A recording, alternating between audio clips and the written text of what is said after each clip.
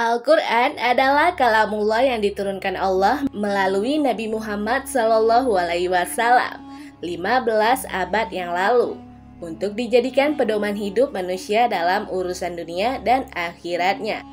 Selain itu, Al-Quran menyimpan banyak kisah yang menarik dan tentunya kisah itu tidak jauh dari latar belakang tempat terjadinya. Tentu saja Allah mengabadikan tempat-tempat tersebut di dalam Al-Quran untuk menjadi pelajaran kepada umat manusia. Ini dia negeri-negeri yang diabadikan di dalam Al-Quran. Simak videonya hingga akhir. 1. Madinah. Madinah adalah tempat hijrahnya Rasulullah dan para sahabatnya 15 abad yang lalu. Di sanalah pertama kalinya berdirinya kekhalifahan umat muslim. Di dalam Al-Quran pun Madinah disebutkan sebanyak 14 kali karena negeri ini yang begitu mulia. Letaknya di wilayah Hijaz, Arab Saudi. 2. Mekah.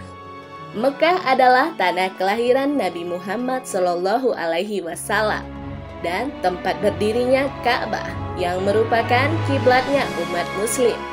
Di dalam Al-Quran, Mekah disebutkan dalam berbagai sebutan selain Mekah, yakni Bakkah, Ma'ad, dan Ummul Qura, yang memiliki arti pusat dari seluruh negeri di dunia. Gitulah mulianya Mekah hingga memiliki sebutan sendiri di dalam Al-Quran. 3. Palestina. Al-Quran juga mengabadikan negeri Palestina. Walaupun di dalam Al-Quran tidak secara jelas menyebutkan kata Palestina, karena pada waktu itu Palestina disebutkan sebagai negeri Syam. Negeri Syam sendiri mencakup Palestina, Suriah, Lebanon, dan Yordania.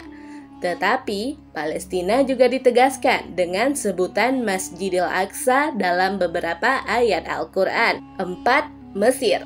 Mengenal negeri Mesir tidak jauh dengan kisah Nabi Musa yang diutus di Mesir untuk menyelamatkan umatnya dari kekejaman Fir'aun. Karena itu, Mesir disebutkan sebanyak 5 kali di Al-Quran. Mesir adalah negeri yang terletak di benua Afrika.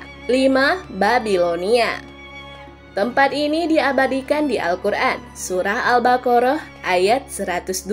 Alasan Babilonia diabadikan di Al-Quran karena kisahnya pada zaman dahulu. Babilonia adalah negeri yang banyak sekali sihir-sihir, sehingga Allah menurunkan 2 malaikatnya, yakni Harut dan Marut, untuk menghentikan sihir-sihir mereka di Babilonia. 6. Yaman.